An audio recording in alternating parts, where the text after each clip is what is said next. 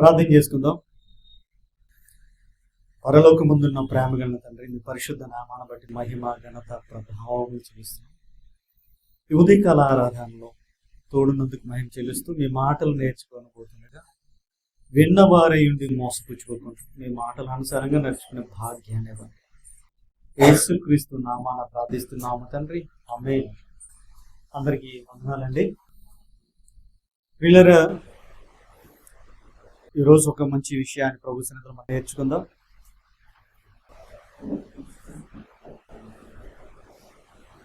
మనము ప్రస్తుతం యుద్ధాల కాలంలో ఉన్నాం. యుద్ధం అంటే ప్రతి వారు భయపడుతున్నారా లేదా? యుద్ధానికి భయపడకుండా ఎవరైనా ఉన్నారా?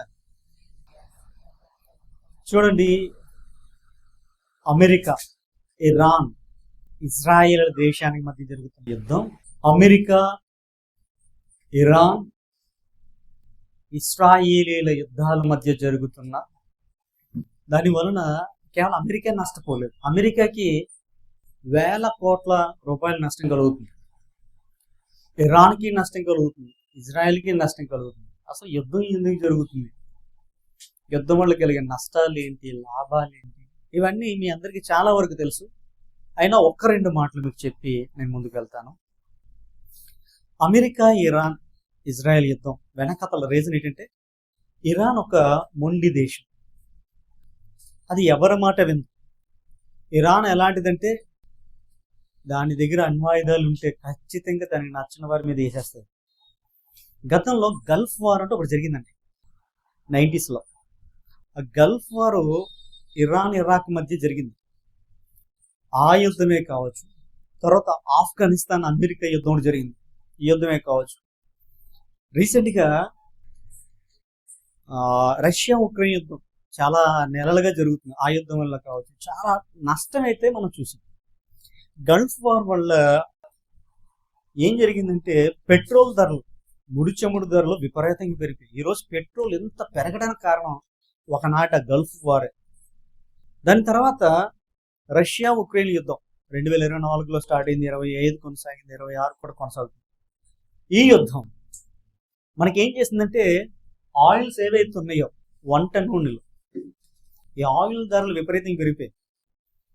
మీకు తెలుసు కదా, రిఫైండ్ ఆయిల్ కానీ, పామాలిన్ ఆయిల్ కానీ మెజారిటీకి మనం ఇంపోర్ట్ చేసుకున్నాం. మన దగ్గర పండేవి కూడా ఉన్నాయి. ఈ ఆయిల్ ధరలు పెరిగిపోయాయి. ఇప్పుడు అమెరికా, ఇరాన్, ఇజ్రాయెల్ యుద్ధం వలన క్రూడ్ ఆయిల్ ధరలు కూడా పెరిగాయి. ఎందుకంటే అమెరికా, ఇజ్రాయెల్ ఎందుకు ఇరాన్ మీదకి యుద్ధం చేసాయంటే ఏమో తెలుసా మీకు?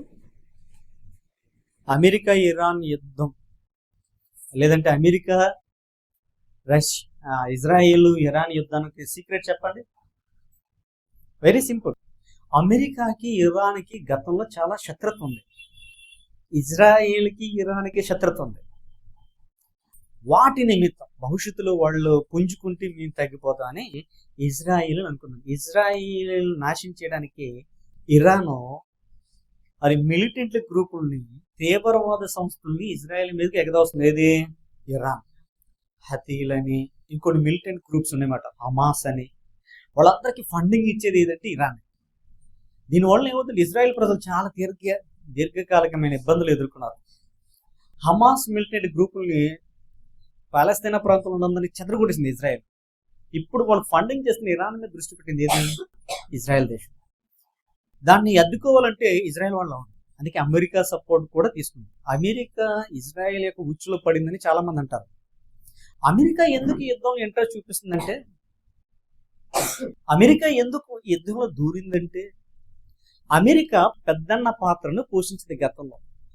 అంటే అన్ని దేశాలు తానే సుప్రీం లీడర్గా ఫీల్ అయింది. కానీ ఇప్పుడు దాని స్థానాన్ని చాలా దేశాలు కైవసం చేసుకుంది, ముఖ్యంగా చైనా. చైనా అభివృద్ధి అమెరికా కంటే చాలా శరవేగంగా ఉందండి. ఈ అభివృద్ధి అటు టెక్నాలజీ పరంగా, సాంకేతిక పరంగా, ఆర్థికంగా చాలా నిలదొక్కుంటుంది. ఇదే కాదు, అమెరికాని కలవరపరిచే మరో విషయం ఏంటంటే, అమెరికా డాలర్ ప్రమేయం లేకుండా, ఎందుకంటే ప్రతిదానికి అమెరికా డాలర్లోనే ప్రపంచ దేశాలు కొనుగోలు అమ్మకాలు చేస్తుంటాయి. దానివల్ల అమెరికాకి ప్రాబల్యం పెరిగిపోతుంది. కొన్ని దేశాలు నచ్చక వారికంటూ సొంత కరెన్సీ ఏర్పాటు చేసింది. ఉదాహరణకి మన ఇండియా ఉంది, రష్యాతో గతంలో డాలర్లోనే ఆయిల్ కొనేది, వస్తువులు కొనేది. కానీ ప్రస్తుతం మాత్రం మన రూపీ వాళ్ళకి తీసుకుంటున్నారు, వాళ్ళ దగ్గర ఉన్నది మనం స్వీకరిస్తున్నాం. మీకు అర్థమవుతుంది. ఇలా కొన్ని దేశాలకు వచ్చేసరికి అమెరికా మింగిడిపడిన విషయం. ముఖ్యంగా ఈ మధ్యాసియాలో ఈ రకమైన సమస్యలు వచ్చేసరికి, ఈ రకమైన బాధలు వచ్చేసరికి అమెరికా మధ్యాసియా పైన గ్రిప్ సంపాదించాడు. అందుకనే ఇరాన్పై యుద్ధం దిగడానికి ఒక కారణం. ఇంకొక కారణం ఏంటంటే ఇరాన్లో ఉన్న ముడి చమురు, ప్రపంచంలో ఉత్పత్తి అవుతున్న ముడి చమురు తెలుసు కదా, పెట్రోలు, కెరోసిన్, గ్రీజు, తారు అండ్ ఇలా రకరకాలు, ఈవెన్ గ్యాస్, నాప్తలిన్, ఇలా చాలా రకాలని ఉత్పత్తి చేసేది దాని నుంచి తీస్తారన్నమాట, ఎక్స్ట్రాక్ట్ చేస్తారు ముడి చమురు నుంచి. వీటన్నిటిని ప్రపంచ దేశాల్లో కూడా ఉత్పత్తి చేస్తున్నాయి, కానీ 29% ఇరాన్ చేస్తుంది. ఇరాన్కు ఉన్న మరో ప్లస్ పాయింట్ ఏంటంటే ఇరాన్ దగ్గరలో ఒక జలసంధి ఉంది, హార్మజ్ జలసంధి. ఆ హార్మజ్ జలసంధి ద్వారా ఏ నౌకైనా మిగతా దేశానికి వెళ్ళాలి. అది ఎలాంటిదంటే మనం అన్నం తినేటప్పుడు దిగుతాయి కదా పేగులోకి, ఏం దిగుతుంది? ఆహార వాక ఈ గుండె అలాడదనమాట. ప్రపంచ ఈ జల రవాణాకి అది ఒక ఆహార నాలుగు, దాన్ని పేక పట్టేసుకుని తింటారు ఎవడైనా. ఇప్పుడు ఏమవుతుందంటే ఈ అమెరికా ఇజ్రాయెల్ ఇరాన్ మీద దాడి చేసేసరికి ఇరాన్ ఏం చేస్తుందంటే దాన్ని మూసేసింది. ఇప్పుడు అన్ని నౌకలు ఆగిపోయాయి, మనకు అన్ని కూడా ఇంపోర్ట్. ఇప్పుడు యుద్ధం మనకి చాలా పెద్ద సమస్య. కానీ కొన్ని సంవత్సరాల క్రితం, కొన్ని వేల సంవత్సరాల క్రితం మనకి అది సమస్యే కాదు. ఇజ్రాయెల్ దేశంలో చాలా యుద్ధాలు జరిగాయి. ఇజ్రాయెల్ దేశంలో బాధపడ్డారు కానీ పాలస్తీనియన్లు బాధపడ్డారు, ఆ చుట్టుపక్కల దేశాలు బాధపడ్డారు, కానీ మనకు బాధ లేదు. మన దేశానికి మిగిలిన దేశాలకు యుద్ధాలు జరిగాయి, అప్పుడు మిగతా దేశాలకు ఇబ్బంది లేదు. ఎందుకంటే ఈరోజు మనం ప్రపంచం అంతా కలిసి ఒక చిన్న గ్రామంగా మారిపోయింది, కుగ్రామంగా. ఇప్పుడు మీ ఇంట్లోని కూర మాకు, మా ఇంట్లో కూర మీకు ఇవ్వండి అన్నట్టుగా మారిపోయింది లేదా? ఇప్పుడు మనము ఇంపోర్ట్ ఎక్స్పోర్ట్స్ అన్ని దేశాలపై ఆధారపడుతున్నాం. మనం ఏం చేస్తున్నాం అంటే విదేశాల నుంచి మిషనరీస్ని డౌన్లోడ్ చేసుకుంటున్నాం, దిగుమతి చేసుకుంటున్నాం. యంత్ర పరికరాలు, కొన్ని రకాల కెమికల్స్ని, పెట్రోలియం ఉత్పత్తుల్ని, ఇంకొన్ని రకాల వాటిని కూడా మనం డౌన్లోడ్ చేసుకుంటాం, దిగుమతి చేస్తున్నాం. మనం కూడా కొన్ని ఎక్స్పోర్ట్ చేస్తున్నాం. ఈ ఇంపోర్ట్ ఎక్స్పోర్ట్స్ వల్ల ఏమవుతుందంటే ప్రతి దేశానికి మరో దేశానికి లింక్ ఉంది. ఒక దేశం మరో దేశానికి యుద్ధంకి వెళ్తే దాని ప్రభావం అన్ని దేశాల మీద పడుతుంది. ఉదాహరణకి ఈ అమెరికా, ఇరాన్, ఇజ్రాయెల్ యుద్ధ ప్రభావం ఏమైందంటే మన అందరికీ ముడి చమురు ధర పెరిగిపోవడానికి సిద్ధంగా ఉంది. ముడి చమురు ధర పెరిగితే మనకేంటి, ఎక్కడో వాళ్ళు కొట్టుకుంటే మనకేం సమస్య అంటే మనకు ముడి చమురు వాళ్ళ గుండెనే వస్తుంది, వారి దగ్గర నుంచి వస్తుంది. అప్పుడు వాళ్ళు ఏం చేస్తారంటే ధరలు పెంచేస్తారు. ఈ అమెరికా ఇరాన్ యొక్క ముడి చమురు ఉత్పత్తి బావుల పైన బాంబులు వేసేస్తే ఈ ఇరాన్ ఏం చేస్తుందంటే అమెరికాకి, మరి అమెరికా మిత్ర దేశాలు అనుకొని Saudi Arabia, Khattar, Kuwait, Bahrain, మరికొన్ని దేశాలు ఏం చేసిందంటే అమెరికా బేస్ విమానాలు నిలుపుకోవడానికి వాళ్ళు సైనిక పాఠవాన్ని ఉంచుకోవడం కోసం వాళ్ళు అక్కడ స్థానాలు ఇచ్చాయి. ఒక విధంగా చెప్పాలంటే వాళ్ళు వాడుకున్నారు అమెరికాని కాపలా కోసం. అమెరికా కూడా దాన్ని ఆధారం చేసి మిగతా మధ్యాసియాలో ప్రాబల్యం పొందాలనుకుంటుంది. ఇలాంటి పరిస్థితి గ్రహించిన ఇరాన్ ఏం చేస్తుందంటే మీరు అమెరికాని సపోర్ట్ చేస్తారని చెప్పి ఈ ఇరాన్ ఏం చేస్తుందంటే ఈ దుబాయ్ వాళ్ళు బాగులిపోయినారు, ఖత్తర్ వాళ్ళు బాగులిపోయినారు, కువైట్ వాళ్ళు బాగులిపోయిన ఏం చేస్తారు, బాంబులు వేస్తున్నారు. ఇప్పుడు ముడి చమురు ఆగిపోతే ఏమవుతుంది? ఇప్పుడు ఇబ్బందే కదా. అసలు గ్యాస్ దానికి మీకు తెలుసో లేదు కానీ గత 2 రోజులుగా గ్యాస్ భారతదేశం రావడం ఇబ్బంది అయిపోతుందని చెప్పి ఇప్పుడు గ్యాస్ కోసం జనాలందరూ గ్యాస్ ఏజెన్సీ దగ్గర నిలబడిపోయారు. గ్యాస్ అవసరం లేకపోయినా సరే బుక్ చేసేస్తున్నారు. ఇప్పుడు బుక్ చేస్తే 4 రోజుల తర్వాత వస్తున్నారు. ఇంకా ప్రభుత్వం ఒక తీపి కబురు చెప్పింది, ఈ గ్యాస్ వల్ల మీకు ఇబ్బంది అయితే కట్లు వాడుకోండి, కిరోసిన్ వాడుకున్నాను. అవునా? ఇది చేసే ప్రత్యామ్నాయం లేదు. అంటే ఒక యుద్ధం అనేకుల్ని కలవరపడుతుంది. నిజంగా యుద్ధానికి కలవరపడుతుంది అంటే కలవరపడుతుంది. అనేక రీతిలుగా మన జీవితాలని నాశనం చేస్తుంది. ఇప్పుడు మదుపరులు ఉంటారు, పెట్టుబడి పెట్టేదారులు ఏం చేస్తారంటే నష్టపోతారు. ట్రేడ్ మార్కెట్ కొప్పగొలిపోతుంది, ఆర్థికంగా కుదేలైపోతుంది. ఈ భయమే కాదు, ఇంకో భయం కూడా ఉంది. ఏదంటే ఇంటర్నెట్ కూడా ఇరాన్ గుండా వస్తుంది. సముద్రాల్లోని ఇంటర్నెట్ వైర్లు వెళ్తాయి. మనం మాట్లాడే ప్రతిదీ అంటే ఇంటర్నెట్ అంతా కూడా కేబుల్ ద్వారా వెళ్తుంది. ఆ కేబుల్ సముద్రాల్లో ప్రతి దేశానికి లింక్ అయిపోయి ఉన్నాయి. మన దేశానికి వచ్చే కేబుల్స్ ఇరాన్ ద్వారా వచ్చాయి. అది 200 అడుగులు లోతులో ఉంది, ఈజీగా కాల్చివచ్చు. అది రిపేర్ చేయడం కూడా కష్టం. ఇంటర్నెట్ కనుక కొలాప్స్ అయిపోతే ఇంకో భయం. ఈరోజు మార్కెటింగ్ దెబ్బతింటది, బ్యాంక్ దెబ్బతింటది, హాస్పిటల్ దెబ్బతింటది. అవన్నీ ఇంటర్నెట్ లింక్ అప్ అనేక రీతిలుగా దెబ్బతింటది. ఇంటర్నెట్ దెబ్బతింటే ఈ భయాలు ఎక్కువైపోయి యుద్ధం అంటే అమ్మో అమ్మో అంటారు. అసలు యుద్ధాల కోసం మనం భయపడాల్సిన అవసరం ఉందంటారా? అసలు ఇరాన్ గురించి మనం అంత ఆలోచించాల్సిన అవసరం ఉందంటారా అంటే అవునని చెప్పాలి. చూడండి మత్తయి సువార్త నుంచి 24వ అధ్యాయం 6వ వచనాన్ని దయచేసి చూడండి. మత్తయి సువార్త 24వ అధ్యాయం 6వ వచనం. మరియు మీరు యుద్ధములను గూర్చియు యుద్ధ సమాచారమును గూర్చి వినబోదురు, మీరు కలవరపడకండి. కలవరపడకండి ఏంటంటే మనకి యుద్ధాలు యుద్ధ సమాచారాల గురించి కలవరపడతారా? ఇప్పుడు మన కలవరం వచ్చింది కదా, ఇంటర్నెట్ ఆగిపోతే ఏంటి, గ్యాస్ రాకపోతే ఏంటి, పెట్రోల్ ఆగిపోతే పరిస్థితి ఏంటి, కలవరపడిపోతున్నారు. అన్ని రేట్లు పెరిగిపోతుంది, మనం ఎలా బ్రతుకుతాం? దీనివల్ల తీవ్రవాదం పెరిగిపోతుంది, సమాజాలు అసమాధాలు పెరిగిపోతుంది, దోపిడీ పెరిగిపోతుంది, అనేక రీతిలో ఇబ్బందులు ఎదురవుతున్నాయి అని భయపడిపోతున్నారు. యుద్ధము యుద్ధ సమాచారాల గురించి మీరు వినబోదురు కానీ కలవరపడకండి. కలవరపడొద్దంటే అర్థం ఏంటి? భయపడకండి. ఏమంటే మనం ఈ భూమి మీద జరుగుతున్న యుద్ధాల గురించి భయపడుతున్నారు, కానీ ఎంతకంటే మోస్ట్ డేంజరస్ నటోరియస్ వార్ జరుగుతుంది, దాని గురించి ఎవరు మనం భయపడట్లేదే. మనుషుల మధ్య జరుగుతున్న యుద్ధం గురించి ఆలోచిస్తున్నాడు కానీ మనుషులు జరుగుతుంది ఒక యుద్ధం, ఆ యుద్ధం గురించి ఎవరు ఆలోచించట్లేదు. ఇరాన్ కోసం అమెరికా కంగారు పడిపోతుంది, ఇజ్రాయెల్ కంగారు పడిపోతుంది. ఎందుకంటే అమెరికా దాని గుప్తాధిపత్యం కోసం, ఇస్రాయేలు ఎందుకు కంగారు పడిపోతుందంటే అది కనుక అణ్వాయుధ తయారు చేసుకుంటే మా దేశం ఈ ప్రపంచ పాటల మీద లేకుండా చేస్తుంది, అందుకే దాన్ని లేకుండా చేసేయాలి, అణ్వాయుధాలు ఆపేయాలి. అమెరికా ఇజ్రాయెల్ కలిసి చేస్తున్న సంయుక్త ఆపరేషన్ అదే. ఖతర్నాక్ దేశం అంటారు కదా, ఖతర్నాక్ డేంజర్స్ ఏమంటారు, ఖతర్నాక్. ఎలాంటి ఖతర్నాక్ దేశం గురించి వాళ్ళు భయపడిపోతుంది. భయపడచ్చా? మనం భయపడకూడదా ఈ కాలంలో? ఆలోచించండి. నేను అనుకుంటున్నాను ఆదాము పుట్టుక ఏదోనులోనే జరిగింది, పాపం ప్రారంభం ఏదోలోనే జరిగింది, అవునా? దేవుడు తిరుగుబాటు దేవుడు జరిగి అన్ని ఏదో జరిగినప్పుడు నాకు తెలిసి ఈ ప్రపంచ అంతం కూడా ఏదో నుంచి స్టార్ట్. ఇరాన్ ఈ మూడో ప్రపంచ యుద్ధం కానీ లేదంటే నాశనం అయిపోయిన ప్రపంచం అంతా చంపుకుని భయంకర పరిస్థితి వచ్చింది సరే, ఇది ఇరాన్ నుంచి స్టార్ట్ అవుతుంది. ఇది నా అభిప్రాయం. అయితే ఇలాంటి ఇరాన్ వచ్చేసి యుద్ధం ప్రపంచ దేశాలు కలవరపరిచిన మనం కలవరపడకూడదు. ఎందుకంటే మనలో మరొక రకమైన యుద్ధం జరుగుతుంది. అసలు ఈ యుద్ధాన్ని కనుక గెలిస్తాయా భూమి మీద ఏ యుద్ధాలు ఉండదు. ప్రియులను మీరు గమనించగలిగితే అసలు యుద్ధాల కారణం ఏంటి? యుద్ధానికి మూలం ఏది? అమెరికా ఇరాన్ ఇజ్రాయెల్ యుద్ధానికి మూలం ఏంటి? ప్రపంచం ఏ దేశ యుద్ధానికి మూలం ఏది? ఆలోచించండి. అమెరికా ఆఫ్ఘనిస్తాన్ కావచ్చు, ఇరాన్ ఇరాక్ యుద్ధం కావచ్చు, ఉక్రెయిన్ రష్యా యుద్ధం కావచ్చు, అలాగే జపాన్ అమెరికా యుద్ధం కావచ్చు, ఇండియా పాకిస్తాన్ యుద్ధం కావచ్చు, ఏ దేశం యుద్ధం చూడండి. కారణం ఏంటి? దాని మూల కారణం ఏంటి? ఇప్పుడు పాపం ప్రారంభం అంటే ఏం చెప్తారు మీరు?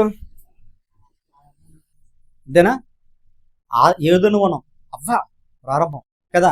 అలాగే ఈ యుద్ధాలకు ప్రారంభం ఏదనుకున్నారు? బైబిల్ నుంచి చూద్దాం. యాకోబు పత్రిక నుంచి 4వ అధ్యాయం 1-2 వచనం చూద్దాం. యాకోబు పత్రిక నుంచి 4వ అధ్యాయం 1-2 వచనం చూద్దాం. మీలో యుద్ధములను, మీలో అన్నాడండి, అంటే మనుషుల్లో యుద్ధాలు ఎక్కడ స్టార్ట్ అవుతుంది తెలుసా? ఇరాన్ నుంచో, అమెరికా నుంచో, ఇజ్రాయెల్ నుంచో, ఇండియా నుంచో, పాకిస్తాన్ నుంచో, మరో దేశం నుంచో కాదు. ఎక్కడి నుంచట? మీలోనే. మీలో అంటే మనుషుల్లో, మనలో. మీలో యుద్ధములను పోరాటములను దేని నుండి జరుగుతున్నవి? ఎక్కడి నుండి జరుగుతుందండి? అసలు యుద్ధాల ప్రారంభం ఎక్కడ? పాప ప్రారంభం ఏదోనో మనం పాప ప్రారంభం అవ్వంటున్నాం, ఆదమ్మంటున్నాం. మరి యుద్ధాలకు ప్రారంభం ఏదంటే అమెరికాయో, ఇజ్రాయేలో, లేకపోతే ఇరానో, ఇరాకో, మరో దేశమో, చైనో, జపానో, భారతో కాదు. ఏది? నీవే, మనవేనండి యుద్ధ ప్రారంభం. ఈ ప్రపంచం తగలడిపోవడం కారణం మన నుంచే తగలడిపోద్దట. ఆలోచిస్తున్నారా? అసలు గొడవకి యుద్ధానికి తేడేటండి. ఇద్దరు కొట్టుకుంటే గొడవ, ఇలా కొట్టుకునే దాంట్లో 10 మంది 100 మంది జాయిన్ అవచ్చు. ఆ గొడవ కొంతసేపట్లో కొద్ది రోజులు ఆగిపోద్ది. కానీ యుద్ధం ఇది అలా కాదు. ఒకసారి స్టార్ట్ అయితే వారాలు, నెలలు, సంవత్సరాలు కూడా జరుగుతాయి. ఇక అంతమే గొడవలు అయితే కొట్టుకొని మాట్లాడుకుని ఉంటారు, ప్రాణాలతో బతికి బయటపడదు. కానీ యుద్ధంలో మాత్రం చాలా దారుణం జరిగిపోతుంది. తల్లులు పిల్లలు కోల్పోతారు, పిల్లలు తల్లిదండ్రులు కోల్పోతారు, భర్తలను కోల్పోతారు, భార్యలు కోల్పోతారు, అనాథలైపోతారు, శరీర అవయవాలు కోల్పోయి వికలాంగులైపోతారు, ఆర్థిక నష్టం, అన్ని విధాలుగా నష్టం నష్టం నష్టం నష్టం. ఆలోచిస్తున్నారా? ఇన్ని నష్టాల కారణం యుద్ధం అయితే ఆ యుద్ధ ప్రారంభం ఎక్కడ? మీలోనే. మీలో యుద్ధములు పోరాటాలు జరుగుతున్నాయి. దేని నుండి తెలుసా? మీ అవయవాలలో పోరాడి మీ భోగించండి. అమెరికా కావాలి గుప్తాధిపత్యం, అమెరికా డాలర్ చలామణి కావాలి, ఇజ్రాయెల్ కావాలి తానేమో సుప్రీం కంట్రీగా ఎదగాలని, ఇరాన్ కావాలి తాను సుప్రీం కంట్రీగా ఉండాలని. వారి శరీరాలు, వారి ఆలోచన, వారు బ్రతుకు విధానాలు చూస్తుంటే మేము గొప్పవాళ్ళగా ఉండాలి, మేము గొప్పవాళ్ళం కావాలి, మా దేశం బాగుపడాలి, మిగతా దేశాలు పోయినా మాకు అనవసరం. ఆలోచిస్తున్నారా? మీలో యుద్ధంలో పోరాటం దేన్నుడు కొలుతుంటే మీ అవయవాల్లో కలిగే భోగేసుకుంటాడు. ఇలా ముసలం మూలం ఏదో తెలుసా? మనమేనట, మనిషినట. ఇలాంటి మనిషిలో కూడా ఈ దేశాల మధ్య అంతర్గత యుద్ధాల గురించి ఆలోచిస్తూ కలవరపడుతున్న మనిషి తన అంతరంగంలోని యుద్ధం జరుగుతుందని తెలుసుకుంటే అసలు యుద్ధాలు ఆగిపోతాయి. ప్రపంచంలో శాంతి ఉంటుంది, ప్రపంచంలో సమాధానం ఉంటుంది, ప్రపంచం అంతా కూడా సంతోషంతో ఉంటుంది. అసలు ప్రారంభమైంది నీలోనే, నీతోనే ప్రారంభమైంది. అది నువ్వు గుర్తెరిగితే, అది నువ్వు తెలుసుకోగలిగితే ప్రపంచం అంతా సుస్థిరత ఉంటుంది. ఎలానో తెలుసా? మనిషి అంటే శరీరం ఆత్మ అనుకుంటున్నాడు. మనిషి అంటే శరీరం ఆత్మే కాదు. ఈ శరీరం ఆత్మ మధ్య జరిగేది రెండు ఒకటి అనుకున్నారు. రెండు ఒకటి కాదు, రెండు వేరు, రెండు పరస్పరమైన విరుద్ధ శక్తులు కలిసి ఒక మనిషిగా మనం ఉన్నాం. వాటి మధ్య జరిగే అంటే అంతరంగ యుద్ధం ఎలా ఉందో చూస్తారా? ఆ యుద్ధాన్ని ఎవరు గెలవగలరు తెలుసా? ఆ యుద్ధాన్ని ఎవరు తెలుసుకోగలరు తెలుసా? అసలు దేని గురించి విచారించాలో తెలుసా? అయితే మీరందరూ గలతీ పత్రిక వరకు వెళ్దాం. గలతీ పత్రిక 5వ అధ్యాయం 16వ వచనం చూద్దాం దయచేసి. గలతీ పత్రిక 5వ అధ్యాయం 16వ వచనం చూద్దాం.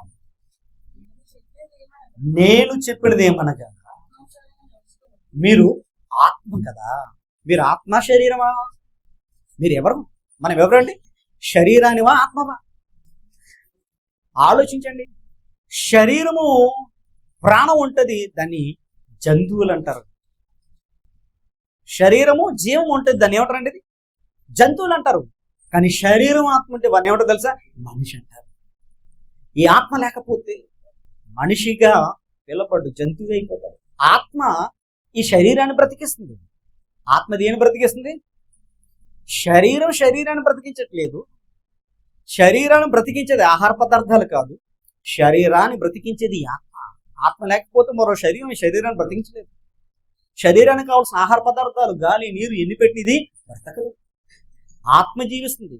ఇక్కడ అంటాడు ఆ ఆత్మ గురించి, చదవండి. నేను చెప్పింది ఏమనగా, ఆత్మానుసారముగా నడుచుకుని అప్పుడు మీరు శరీరేచ్ఛలను నెరవేర్చరు. శరీరము ఆత్మకు, ఆత్మ శరీరానికి విరోధముగా ఉందట. ఏంటి ఇప్పుడు మీలో విరుద్ధంగా ఉంది? ఏమైనా మీలో రెండు రకాలు ఏం కనబడుతున్నాయా? మీరు గమనించారు ఏ రోజున? మీలో రెండు రకాల ఈ అంతర్గత భేదాలు గమనించారు ఏ రోజున? నీ జీవితం వ్యక్తిగతంగా. శరీరం ఏమో ఆత్మ కోసం వేరే విరుద్ధంగా ఉంటుందట, ఆత్మ శరీరం విరుద్ధంగా ఉంటారు. మీరు ఎప్పుడైనా గమనించారా? నాకు తెలిసి మీరు ఎవరు గమనించలేదు. అనుభవపూర్వకంగా మీరు ఏ రోజు తెలుసుకోలేదు. అలా తెలుసుకోగలిగితే మీరు నిజం చెప్పాలంటే ఆత్మపూర్ణులు అయిపోతారు. మీరందరూ ఎవరండి? ఆత్మపూర్ణులు, జ్ఞానవంతులు, దైవ జ్ఞానం కలిగిన వారు అయిపోతారు. ఈరోజు అది లేదండి. అందుకే నేను పనికి మళ్ళీ లోక జ్ఞానంతో మనం కొట్టి చేస్తున్నాం. ఆత్మ శరీరానికి, శరీర ఆత్మకి ఎలా విరుద్ధంగా అపేక్షిస్తుందో మీకు కొంచెం వివరంగా తెలియాలంటే రోమిల్ రాసిన పత్రిక దాకా వెళ్దాం. మళ్ళీ వద్దాం అక్కడికి. రోమిల్ రాసిన పత్రిక 7వ అధ్యాయం 15వ వచనం చదువుకుందాం. 23 చదువు. ఏలి అనగా 7వ అధ్యాయము 15వ వచనం. ఏలి అనగా నేను ఏదైతే చేయాలనుకుంటున్నానో అది నాకు తెలియదట. ఎరగనంటే తెలియదు. నేను చేయాలనుకుంటేది నేను ఎరగను, నేను చేయాలని అనుకుంటున్నది చేయక ఏదైతే చేయకూడదు అనుకుంటున్నానో దానినే చేసేస్తున్నాను అంటుందండి. నేను కోరుకున్నది, చదవడమ్మా, ఇచ్చేయం పనిది నేను కోరుకోలేనిది నేను చేసిన ఎడల చాలండి. అంటే మానవ జీవితం ఏం జరుగుతుంది చూడండి. ఇప్పుడు 23 చూద్దాం. ఇప్పుడు 23 వచ్చింది. మన అవయవాల్లో, మన శరీరంలో, మన జీవితంలో వేరొక నియమం ఉందట. ఏంట నియమం అది? నా అవయవములో ఉన్నట్టు నాకు కనబడుచున్నది, అది నా మనసునందున్న ధర్మశాస్త్రంతో పోరాడుతూ అవయవములున్న పాప నియమమునకు నన్ను చెరపట్టి లోపరుచుకున్నది. అయ్యో, నేనెంత దౌర్భాగ్యుడను, ఇంటి మరణానికి లోనగే నా శరీరం నుండి ఎవడు నన్ను విడిపిస్తున్నా? ఒక ఆత్మ ఆవేదన చెప్తుంది. ఆత్మ మానవ శరీరంలో ఆవేదనట. ఎంత బాధ ఉంటే అలాంటి చెప్తుంది. ఇప్పుడు మనకు తెలిసిన పోరాటాలు ఏంటంటే, అత్తాకోడలు ఏం చేస్తారో తెలుసండి. అత్తాకోడల పోరాటం గురించి వింటాం. అది కొన్నిసార్లు దాన్ని యుద్ధంగా కూడా చెప్తారు. ఒకరోజు జరిగితే 1-2 సార్లు జరిగితే పోరాటం, కానీ సంవత్సరాల తరబడి ఉంటే యుద్ధమే. ఇంట్లో అత్తాకోడల మధ్య పోరు, భార్యాభర్తల మధ్య పోరు, గొడవలు, యుద్ధాలు. పిల్లలకి తల్లిదండ్రుల మధ్య పోరు, అన్నదమ్ముల మధ్య పోరు, అక్క చెల్లెల మధ్య పోరు, పక్కింటోరు ఎదురింటోరు మధ్య పోరు. చాలా పోర్లు మనం చూస్తాం, యుద్ధాలు, గొడవలు. కానీ అసలైన పోరు ఎక్కడ ఉందనుకున్నారు? మనలోనే ఉంది. మనలోనే ఆ పోరు ఉందట. నేను చేయాలనుకుంటుంది ఏదైతే చేయకూడదు అనుకున్నా అదే చేస్తాను. ఈరోజు మనుషులందరూ కూడా మంచి చేయాలనుకున్న మంచిని చంపి ఏం చేస్తున్నారు? చెడునే. కారణం ఏంటి? మన శరీరంలో ఉన్న ఆత్మ, శరీరం దాన్ని జయించేసింది. ఎలా జయించిందో చెప్తాను చూడండి. యేసుక్రీస్తు రాకమునుపు మనందరం ఎలా ఉన్నాం? లోకంలో మన ఇష్టానుసారంగా జీవించాం, మనకు నచ్చింది చేసాం. అది తప్పో రైటో మనం పట్టించుకున్నారు కాదు. అబద్ధాలాడాం, బూతులాడాం, వ్యభిచారం చేసాం, దొంగతనం చేసాం, అన్యాయాలు చేసాం, మోసాలు చేసాం. కొందరైతే చంపేశారు, కొందరు కొట్టి పడేశారు. ఇలా ఎన్నో చేశారు. అంటే శరీరము దాని సుఖం కోసం, మిగిలిన అవయవాల కోరికల కోసం, దాని సుఖపెట్టుకోవడం కోసం ఎదుటి అవయవాలని, ఎదుటి మనిషిని గాయపరచడానికి, ఆయన జీవితాన్ని నాశనం చేయడానికి ట్రై చేస్తున్నాం. అంతేనా? ఇలా చేసే మనము తనలోని ఆత్మ నశించిపోతుందని ఎరగట్లేదండి. ఆత్మ అంటుంది, నేను మంచి చేయాలనుకుంటే ఈ శరీరం నన్ను మంచి చేయనివ్వట్లేదు. నేను చేయాలనుకున్న మంచి కాకుండా ఈ శరీరం తనతో చెడే చేస్తుంది. నేను ఈ శరీరం నుంచి వెళ్ళిపోతే ఎంత బాగుంది, నేను శరీరం నుంచి పోతే ఎంత బాగుంది అనుకుంటా. మనం ఎప్పుడు అనుకుంటా తెలుసండి, మనకు రోగం వస్తే, ఆర్థిక ఇబ్బందులు లేదు, ఇంకే కష్టం వస్తే ఏం చేస్తున్నా, శరీరం నుంచి వెళ్ళిపోతే బాగుంది అనుకుంటాం. కానీ వాస్తవానికి ఆత్మ ఈ దుర్మార్గమైన చర్యలు చూసి ఇలా అంటుందట. ఈరోజు మీ ఆత్మ అలా అంటుందా? అనట్లేదంటే మీలో అంతరంగ యుద్ధం జరగలేదు. వారు వన్ సైడ్ అయిపోయింది. ఏం గెలిచేసింది? ఆత్మానుసారంగా లేదు కదా. ఒకప్పుడు క్రీస్తులోకి రాకముందు ఎలా ఉండే మనము చెడిపోయి దుర్మార్గం, మనం క్రీస్తులో నూతన సృష్టి అన్నాడండి. ఎవరట? నూతన సృష్టి అయితే ఏమవుద్ది? ఇంతకు మునుపు చెడు ఆలోచనలు ఉన్నాయి, ఇప్పుడు ఆలోచనలు ఉండకూడదు. ఇంతకు ముందు వ్యభిచారం చేసావు, ఇప్పుడు పరిశుద్ధంగా ఉండే ప్రయత్నం చేయాలి. పరిశుద్ధంగా ఉండాలి ప్రయత్నం. ఇంతకు ముందు దొంగతనాలు చేసి ఇప్పుడు ఎలా ఉండాలి? దొంగతనం చేయాలి. ఒకప్పుడు అన్యాయం చేసి ఇప్పుడు అన్యాయం చేశారా? అన్యాయం చేయకుండా ఉండాలి. మోసం చేసి చేయకూడదు. ఆ రోజు పాపం వచ్చి ఫలితం పొందుకున్నారు. ఇప్పుడు అంటే క్రీస్తులో నూతన సృష్టిగా పరిశుద్ధత, దానివల్ల ఫలాన్ని, నీతిని పొందుకోవడానికి అయితే శ్రద్ధకున్నాం. ఇప్పుడు ఒక పరిశుద్ధుడు, ఒక నీతిమంతుడు క్రీస్తు స్వరూపంలో కడగబడింది. క్రీస్తు రక్తాలు కడగబడి క్రీస్తు స్వరూపంలోకి చేర్చబడిన వాడు. ఈ యుద్ధం జరగాలి. ఈరోజు జరుగుతుంది. ఎక్కడో అమెరికా, ఇరాన్, ఇజ్రాయెల్ యుద్ధం కోసం కలవరపడుతున్నారు. కానీ నిజంగా కలవరపడాల్సింది నా ఆత్మీయ స్థితి. నేను ఆత్మానుసరంగా సరిగ్గా ఉన్నానా లేదా? ఈరోజు నా ఆత్మ పవిత్రంగా ఉందో లేదా? ఈరోజు నేను చెడు కోరికలు నెరవేర్చుకున్నానా, మంచి కోరికలు నెరవేరుస్తున్నాను? అసలు ఈ రెండింటి మధ్య ఎప్పుడు వైరుధ్యం ఉంటుందండి. శరీరం ఏమో చెడు ఆలోచన చేస్తుంది, ఆత్మ ఏమో మంచి ఆలోచన చేస్తుంది.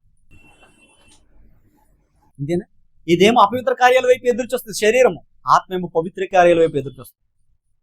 Negative thoughts, positive thoughts, negative activities, positive activities. ఈ చెడు చెడు చెడు ఏమంటే శరీరం, ఆత్మ మాత్రం పరిశుద్ధత, నీతి, యథార్థత అంటారు. మీరు ఎలా ఉన్నారు? ఈరోజు మన ఆత్మలో సంఘర్షణ ఉందా? మన ఆత్మలో ఈ రకమైన పోరాటం ఉందా? మీ ఆత్మ శరీరానికి లోబడిపోయిందా, దాన్ని గెలిచిందా? ఒకసారి ఆలోచించండి. ప్రియులారా, ఒక మాట మీకు చెప్పాలనుకుంటున్నాను. చాలా మంది అనుకుంటారు, ఏమనుకుంటారంటే, నాలో గొప్ప పోరాటం జరుగుతుందండి, అసలు ఈ పని చెయ్యాలా వద్దా, చేయకూడదా, చేయాలని చాలా రోజులకు ఆలోచిస్తుంది. గొప్ప ఒక యుద్ధమే జరిగింది నాలో అంటాడు. ఏంటా యుద్ధం? ఫ్రిడ్జ్ కొనాలా, సెల్ ఫోన్ కొనాలా? అంతేనా? ఇప్పుడు పిల్లలకి చదువులకు డబ్బులు ఖర్చు పెట్టాలా అంటే బంగారం కొనాలా? ఆలోచిస్తున్నాడు లేదా? ఓ యుద్ధం అంటే దాని యుద్ధం. అదే యుద్ధం అయితే నీ జీవితాన్ని, ఆత్మమైన నిన్ను, నీ శరీరాన్ని నాశింపజేస్తుంటే దానితో నువ్వెంకెంత యుద్ధం చేయాలి? చేస్తున్నారా ఎవరైనా? అసలు ఏది గెలిచిందో తెలుసా మీకు? దీన్ని మీకు ఇంకా సులువుగా అర్థమయ్యేలా చెప్పాలంటే, మన స్కూల్లో అయస్కాంతాల గురించి పాఠం చదువుకున్నాం చిన్నప్పుడు. అయస్కాంత క్షేత్రాల గురించి. సజాతి ధ్రువాలు ఏమవుతాయట? వికర్షించుకుంటాయి. విజాతి ధ్రువాలు ఏమవుతాయని? ఆకర్షించుకుంటాయి. అయస్కాంతానికి ఒకవైపు యూ షేప్లో ఉన్న మామూలు ఒక బార్లా ఉన్న, ఒకవైపు ఎన్ పోల్ ఉంటుంది, నార్త్ పోల్. ఇంకోవైపు ఎస్ పోల్ ఉంటుంది, సౌత్ పోల్. ఇంకో అయస్కాంతం కూడా అలాంటి అయస్కాంతం తీసుకొచ్చాం అనుకోండి, ఎన్ ఉంటే ఏమవుద్ది? కలిసిపోతారు. ఇది ఎస్ ఉంటే ఏమవుద్ది? కలుస్తుందా? మీరు ఎంత దగ్గర పెట్టి గుంజండి, అదైతే కలవనుగాక కలవు. అది కలవనుగాక కలవు. ఇప్పుడు శరీరం ఆత్మ అలాంటిది. కానీ దౌర్భాగ్యం ఏంటంటే మనం పోరాడట్లేదు ఆత్మగా. శరీరంలో ఈ తప్పుడు కోరికలు, ఈ పాపాలు, ఇవన్నీ జయించడం మనం పోరాడట్లేదు. అందుకే శరీరాన్ని సులువుగా లోబడిపోయి. ఇంకా బాగా చెప్పాలంటే ఎలా చెప్పాలంటే, మనం 2 కుక్కలు పెంచండి. ఒకటి నల్ల కుక్క, తెల్ల కుక్క. ఈ 2 కుక్కలు ఏది గెలుస్తుంది? బ్రీడ్ బట్టి ఆధారపడి ఉంటుంది, అంతేనా? అది ఏ జాతి దాన్ని బట్టి ఆధారపడి ఉంటుంది కాదు. దేనికి బాగా ఫుడ్ పెడితే అది బాగా కండపడుతుంది, మిగతా దాన్ని బక్కలు కూడా దాన్ని ఏం చేస్తుంది? గెలుస్తుంది. మీకు అర్థమైందా? నల్ల కుక్క బాగా ఫుడ్ పెడితే తెల్ల కుక్కను ఓడించాలి. తెల్ల కుక్క బాగా ఫుడ్ పెడితే, ఇప్పుడు నల్ల కుక్క శరీరం అంత. మీకు అర్థం కావాలి చెప్తున్నా.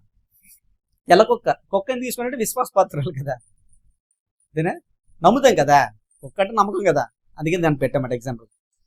ఇప్పుడు తెల్ల కుక్క ఏదనుకుందాం? మన ఆత్మ అనుకుందాం కాసేపు. నువ్వు దేనికి ఫీడింగ్ ఎడతావు? నీ ఆలోచన దేని గురించి ఉంది? శరీరాన్ని గురించి ఉంటే అది స్ట్రాంగ్ అయిపోద్ది. అప్పుడు ఏమైపోద్ది? ఆత్మ చచ్చిపోద్దా లేదా? మీకు అర్థమవుతుందా? ఇలాంటి పరిస్థితుల్లో, ఇటువంటి పరిస్థితుల్లో ప్రియులారా గమనించండి, ఆత్మగా నువ్వు దీంతో ఏమాత్రం పోరాడలేకుండా ఈజీగా దొరికిపోయావు. దేనికి? శరీరాన్ని.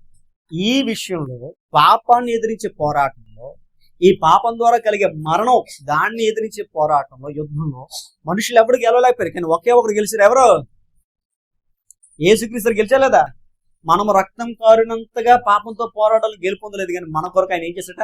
రక్తాన్ని కాచి నిన్ను, నీ ఆత్మని గెలిపించుకోసం. అయ్యో మరణములోన ఈ శరీరం ఎవడు కాపాడుతాను అన్నాడు కదా పౌలు గారు రోమిలేసిన పత్రిక 7:23-24 ఈ శరీరము పాపాన్ని ఆధారంగా చేసుకుని ఆత్మను చంపేస్తుంది. ఓ పోరాటం లేకుండా అయిపోతుంది. దీన్ని గెలిపించడం కోసము, యేసు పరలోకం దిగి వచ్చాడండి. ఆత్మగా వచ్చి శరీరాన్ని ధరించుకుని శరీరానికి శిక్ష విధించాడు. ఏమంటే ఇంతవరకు ఏ మనిషి పాపాన్ని జయించడం? ఒకే ఒకరు జయించడు. ఎవరైనా? యేసుక్రీస్తు గారు. అంతేనా? మరణాన్ని ఎవరు గెలవలేదు? యేసుక్రీస్తు గెలిచారు. ఇలా గెలిచేయని మనం గెలిపించడానికి వస్తే యేసుక్రీస్తు వద్దకు వచ్చి నువ్వు ఏమాత్రం ఆత్మీయ పోరాటం లేకుండా ఏమవుతాం? శరీరానికి దురిపోయలేదా? లోబడిపోయలేదా? ఎంత విచారం. అసలు చింతించవలసింది, కలవరపడాల్సింది ఈ యుద్ధం గురించి. ఈ యుద్ధంలో నీ ఆత్మమైన నీవు ఓడిపోతున్నావే. దేవుడు నీకు కొత్త జీవితాన్ని, పరిశుద్ధమైన జీవితాన్ని, పరలోకం నిత్యత్వానికి అవకాశం ఇస్తుంది. నువ్వేం చేస్తున్నావు? దాన్ని చంపేసుకుంటున్నారే. దీనికోసం కదా మనం ఆలోచించాలి. ఆలోచిస్తున్నారా? కలవరపడుతున్నారా? చింతిస్తున్నారా? లేదు కదా. ప్రియులారా ఒక్కసారి ఆలోచించండి. మీలో యుద్ధంలో పోరాటం దేని నుండి కలుగుతుంది? మీ అవయవాల్లో పోరాడి మీ భోగేచ్ఛలుంటే కదా. అంటే ఈరోజు ఈ అవయవాల కోరికల విషయంలో శరీరం దాన్ని కంట్రోల్ చేయాలి, కానీ ఆత్మ కంట్రోల్ చేయాలి. కానీ ఆత్మ ఏమైపోయింది? వీక్ అయినప్పుడు దాన్ని ఎలా స్ట్రాంగ్ చేయాలి? ఇప్పుడు వీక్ అయిందని మనకి ఎలా స్ట్రాంగ్ చేయాలి తెలుసు కదా. ఓ ఇంటి వాస అడ్డుగా పెడతారు కదా, అది వీక్ అయిపోయింది ఏం చేస్తుంది? సపోర్ట్గా ఇంకొక వాస పెడతారు, అంతేనా? ఓ పందిరి వేసినప్పుడు కర్ర వీక్ ఉంటే దాని పక్కన మరో కర్ర పందిరి సపోర్ట్గా పెడతారు. మరి నీ ఆత్మ వీక్ అయిపోతుంది దాని సపోర్ట్గా. ఏసు వచ్చినా సరే నువ్వెందుకు అసలు ఈ ఆత్మీయ పోరాటంలో, శరీరంతో ఆత్మకి జరిగే రెండింటి మధ్య వైరుధ్యంలో నువ్వు ఎందుకు ఆత్మ గెలిపించలేకపోతే, ఇంకా శరీరంలో ఇంకా చేయకుండా ఎందుకు చేస్తున్నావు? ఈ యుద్ధంలో నువ్వు దేని గెలిపిస్తుంది నీకు అర్థం? నేను గెలిపించడానికి ఏసు ఉన్నా సరే నువ్వు శరీరాన్ని గెలిపిస్తున్నావు, ఆత్మని గెలిపిస్తున్నావా? మరి దేని గెలిపించావు? యుద్ధం జరిగితే రిజల్ట్ తెలిస్తే కదా. ఒక దేశం ఓడిపోవడం, మరో దేశం ఏదో ఒక సంపత్ సొత్తు తీసుకుంటా కదా. మరి ఈ యుద్ధంలో, ఈ అంతరంగ యుద్ధంలో ఏది గెలిచిందో తెలుసా? ఎలా చెప్పవచ్చు?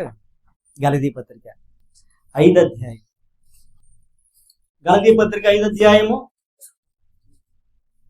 19 చదువుకుందాం. 19 నుంచి. శరీర కార్యాలు, శరీరం గెలిచిందనడానికి స్పష్టమైన ఆధారాలు ఏంటంటే అవి ఏవనగా జారత్వము, అపవిత్రత. ఈ మూడు ఒకే వర్గం చెందిన ఇవన్నీ ఏంటంటే ఆ శరీర సంబంధమైన కోరికలు, ముఖ్యంగా తప్పుడు కోరికలు, కామ కోరికలు, సెక్స్ సంబంధించినవి. అపవిత్రత, జారత్వము, కామకత్వం.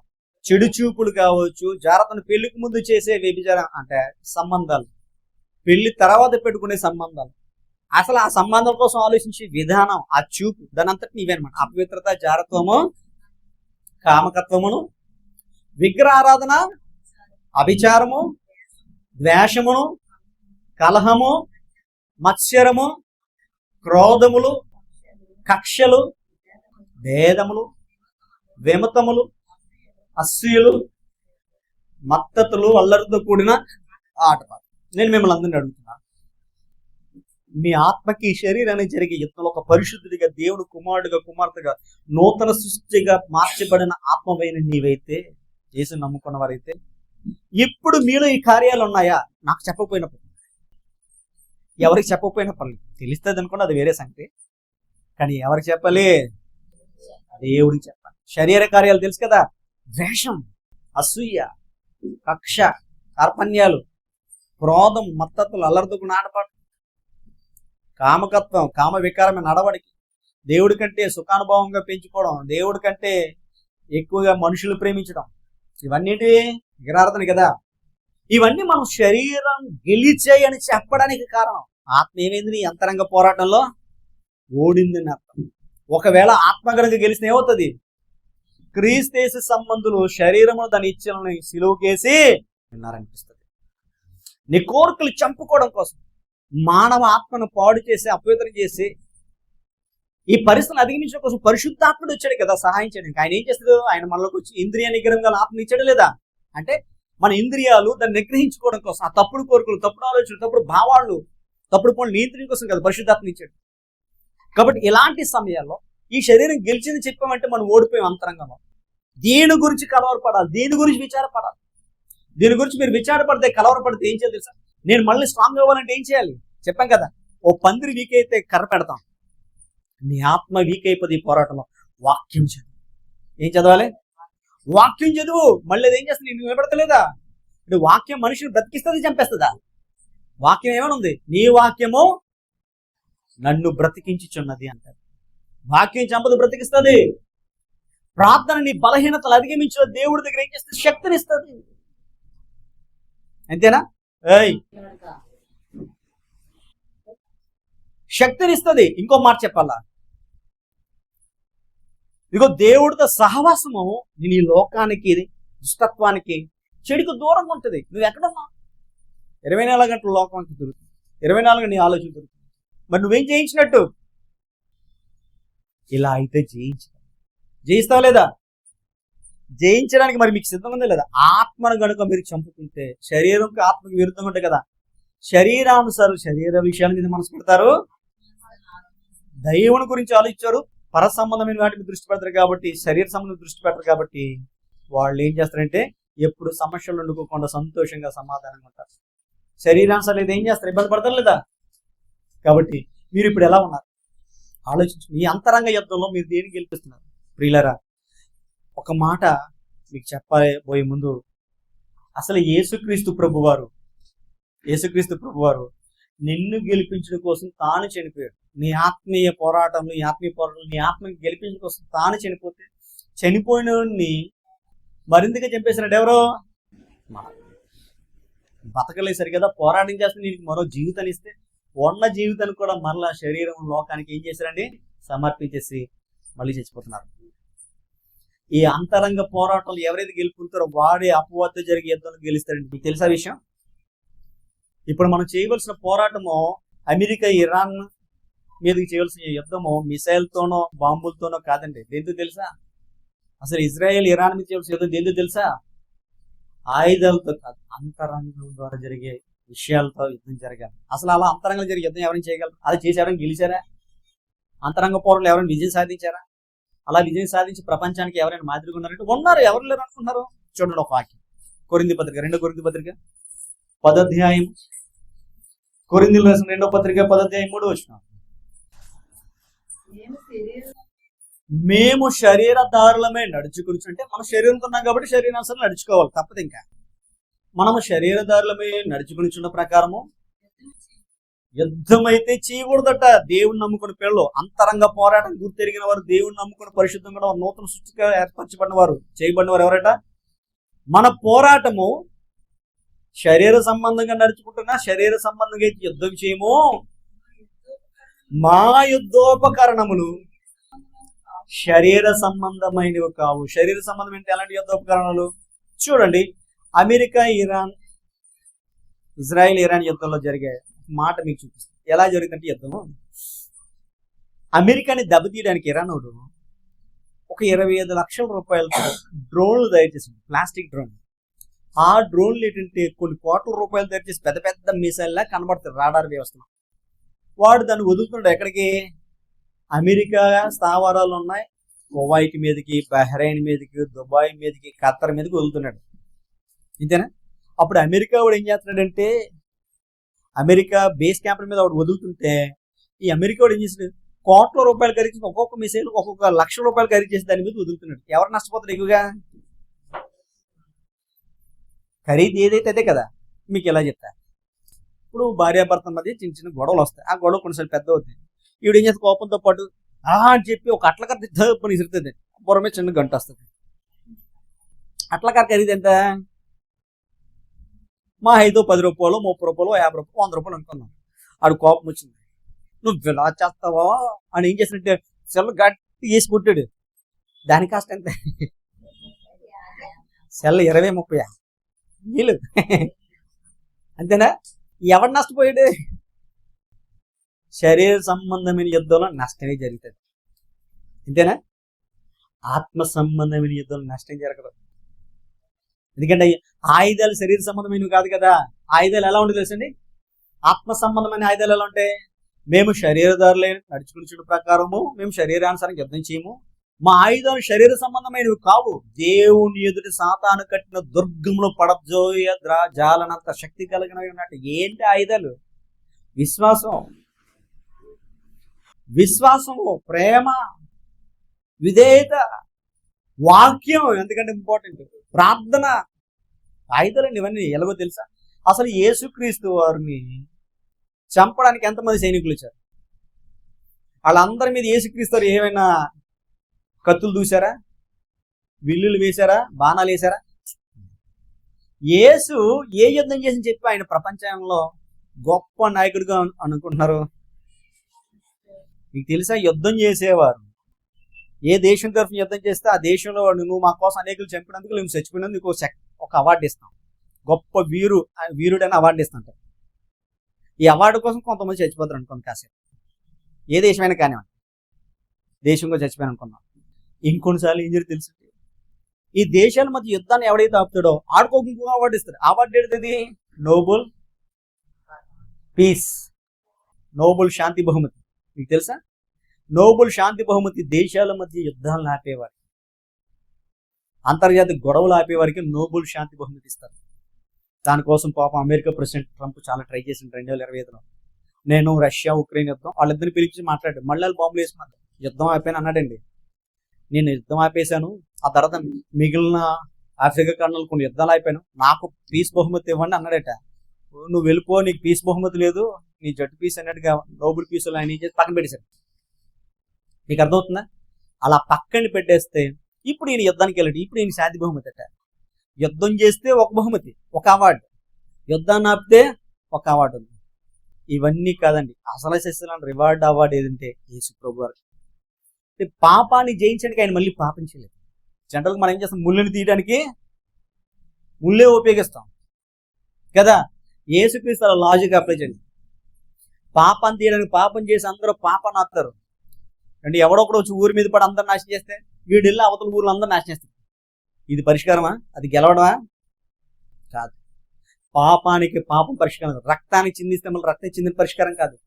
పాపాన్ని పవిత్రత జోడించండి. ఎవరో? యేసుక్రీస్తు. వండర్ఫుల్ కదా అది. ఎవరైనా ద్వేషిస్తే ఏం చేస్తారు? తిరిగి ద్వేషిస్తాం మహా అయితే. కానీ యేసుక్రీస్తు ద్వేషాన్ని ప్రేమతో ఓడించాడు లేదా?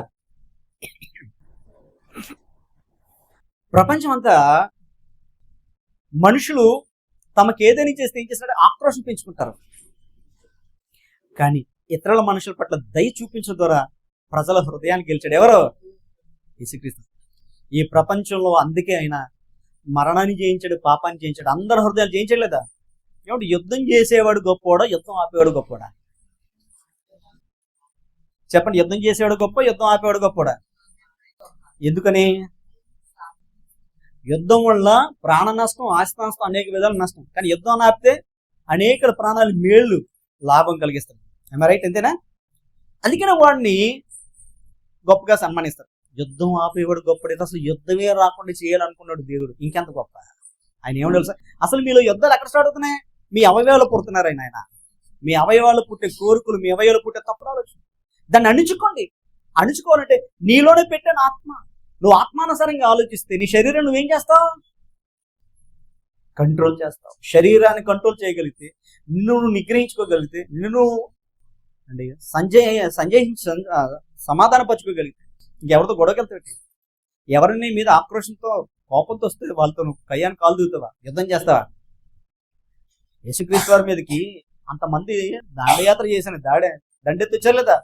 ఆయన కొట్టారు, తిట్టారు, చంపేశారు. ఆయన ఏం అనలేదు. అంటే గెలవడం అనేది అంతరంగాన్ని తను జయించగలిగేవాడు ఇతరులను ఈజీగా జయించగలడు. సులువైన సూత్రం చెప్పాలంటే ఇదే. ఎవడైతే తన్ను తాను ఆత్మానుసారంగా శరీర కోరికలు, శరీరంలో ఉన్న ప్రతి విధమైన కాపటము, స్వార్థము, అసూయ, పగ, ప్రతీకారాలు, కామం అంటే అరిషడ్వర్గాలు జయిస్తాడు, వాడు ప్రపంచాన్ని జయించగలడు. ఆత్మగా నువ్వు ఆలోచిస్తే చాలు అరిషడ్వర్గాలు జయించగలడు. వాడే గొప్ప నిష్ట, గొప్ప తపస్సి అంటారు హిందువులు కదా. గొప్ప తపస్సి. ఆ తపస్సు ఏంటంటే అరిషడ్వర్గాలు, ఇంద్రియ నిగ్రహం కలిగి జీవించు, ఆత్మానుసారంగా జీవించు. అలా జీవించగలిగితే ప్రతి వాడు అలా ఉంటే యుద్ధాలు జరిగితే, గొడవతే, యుద్ధాలకు కారణం నువ్వేంట్రా? నీ అవయవాలు రా బాబు, నీ శరీరమేంట్రా బాబు. నీ శరీరాన్ని కంట్రోల్ చేసుకో, ఇంకే గొడవలు రా. ఇది యేసుక్రీస్తు బోధ. ఎంత గొప్పది. మనము బయట జరుగుతున్న యుద్ధాల కోసం కలవరపడిపోతుంటాం, కానీ అంతరంగంలో జరుగుతుంది యుద్ధాన్ని గురించి ఎవరు ఆలోచన లేదు. ఈ రోజు నేను అంతరంగంలో వీక్ అయిపోయా, నాలో తప్పుడు ఆలోచనలు వస్తున్నాయి. చెప్పాం కదా, మీరు ఎలాగే మనం ఆత్మ గెలిచిందే శరీరం గెలిచి, శరీర కార్యాలు చెప్తే, నీ మాటలు చేతలు చెప్తే నీ ఆత్మ గెలిచిందో శరీరం గెలిచిందో కదా. ఈ అంతరంగ యుద్ధంలో ఇలా గెలిచిన తెలిసిందంటే నువ్వు బలహీనంగా ఉన్నప్పుడు ఏం చేయాలి? నీ సహాయం ద్వారా ప్రార్థన చేయాలి. యేసుక్రీస్తు మన సహాయం కొరకు ప్రాణం పెట్టడమే కాదు, మనల్ని నూతన సృష్టిగా చేయడానికి, మళ్ళీ కొత్త జీవాన్ని ఇవ్వడానికి, కొత్త బతుకులు ఇవ్వడానికి, ప్రాణం పెట్టడమే కాదు, నీ ఆత్మను కాపాడడానికి ఒక కవచం కూడా ఇచ్చాడు. ఎఫెసీ పత్రిక 6 ఉందో లేదా? ఏమంటారు చదవండి. ఇది 6 అధ్యాయం 9 నుంచి 10 వచ్చిన కంటిన్యూ చేయండి, స్పీడ్గా ముగించేద్దాం. ఎఫెసీ రాసిన పత్రిక 6 అధ్యాయం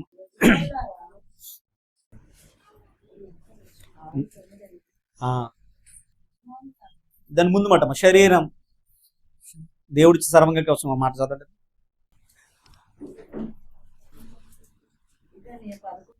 11 వచ్చింది.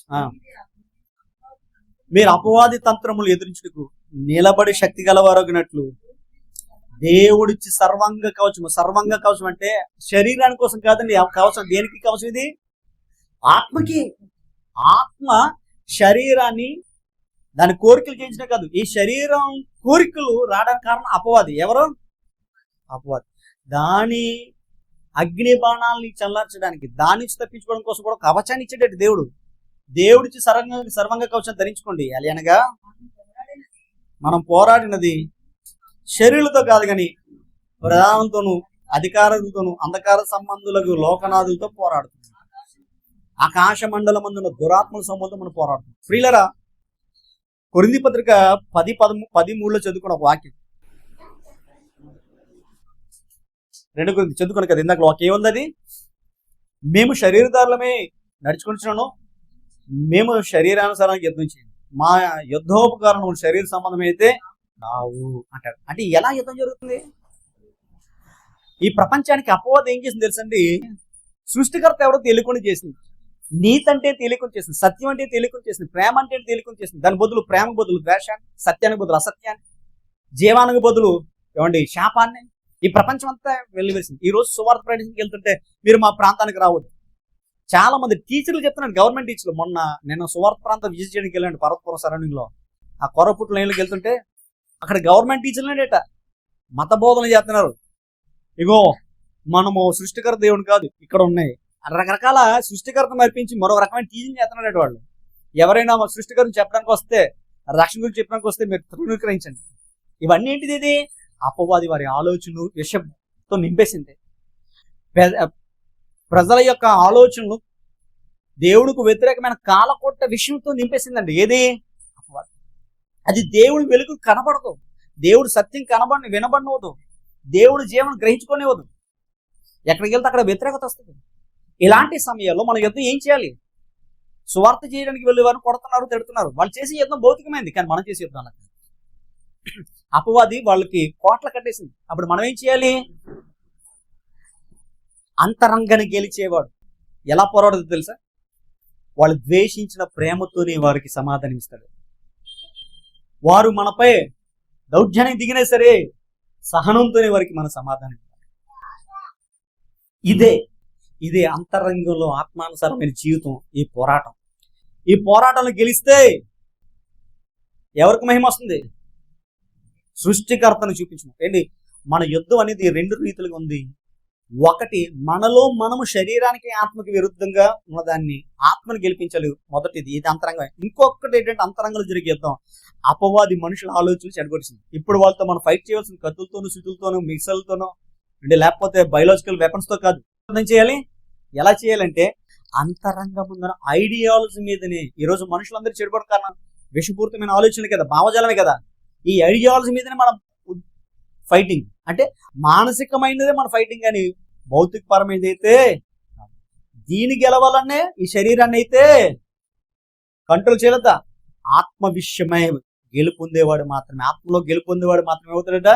అంతరంగ పోరాటాన్ని గుర్తెరిగి తను దేవుని విషయంలో బలహీనంగా ఉన్నాడు, బలంగా ఉన్నాడు తెలుసుకుని బలవంతుడిగా ఉండడానికి ప్రయత్నించాడు మాత్రమే అపవాదితో జరిగే యుద్ధం. ఎందుకంటే సాతాను అసత్యాన్ని వ్యాపించింది, సత్యాన్ని తీసుకెళ్లి అసత్యాన్ని బద్దలు కొడతాడు.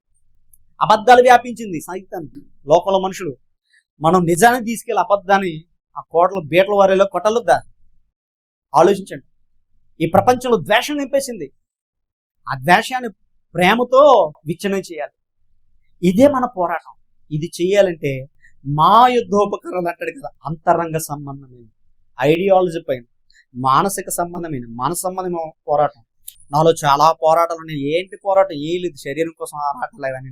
కానీ నిజమైన పోరాటం క్రైస్తవుడు తాను ఏం తెలుసు? ఒక దేవుడు నమ్మినవాడు, ఓ మంచివాడిగా ఉండాలనుకున్నవాడు, తనలో చెడు లేకుండా, అపవిత్రత లేకుండా, ద్వేషం లేకుండా, దుర్మార్గం లేకుండా ఏం చేస్తుండే? జాగ్రత్త పరుచుకుంటాడు. ఈ రకమైన పోరాటం చేస్తే ఇక యుద్ధాలు ఏంటో చెప్పండి. ఈ రకమైన యుద్ధం అమెరికా చేయగలదా? ఇరాన్ చేయగలదా? ఇజ్రాయెల్ చేయగలదా? ఇండియా చేయగలదా? ఎవరు చేయగలరు? ఎవరు చేయలేరు. ఒక్క దేవుని పిల్లలు మాత్రమే చేయగలరు.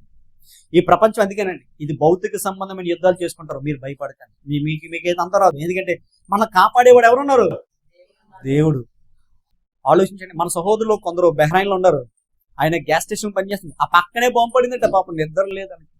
ఇజ్రాయెల్లో కనుక బాంబు పడింది అనుకోండి, వాళ్ళకి ఏ భయం ఉండదు. ఎందుకంటే ఇజ్రాయెల్ ప్రతి ఇంటికి కూడా ఒక బంకర్ ఉంటుంది, భూమి లోపల ఒక సొరంగం ఉంది. వాళ్ళు తమ దేశం మీదకి ఏదైనా ఒక మిసైల్ వస్తుందంటే ప్రతి వాడి సెల్కి మెసేజ్ పంపిస్తుంది, ఇక మిసైల్ వస్తుంది మీరు బంకర్లోకి వెళ్ళిపోండి అని. కొన్ని గంటలు కొన్ని నిమిషాలు ఉండాలి. తర్వాత మిసైల్ ఎక్కడ పడిందో కన్ఫర్మ్ చేసుకుని మెసేజ్ పంపిస్తారు. ఓకే పలానా చోట పడి మీరు అందరూ బయటకు వచ్చమంటారు. అలాంటి టెక్నాలజీ ప్రపంచంలో ఏ దేశంలో లేదు. వాళ్ళు తాత్కాలికమైన షెల్టరే. వాళ్ళకి ఐరన్ డోమ్ ఉన్నా సరే దెబ్బతిన్నారు లేదా? ఇజ్రాయెల్ దేశం దెబ్బతిన్నారు. మనకి ఇవేవి కదా, అత్యంత శక్తివంతమైన కాపుదలు దేవుడిదే.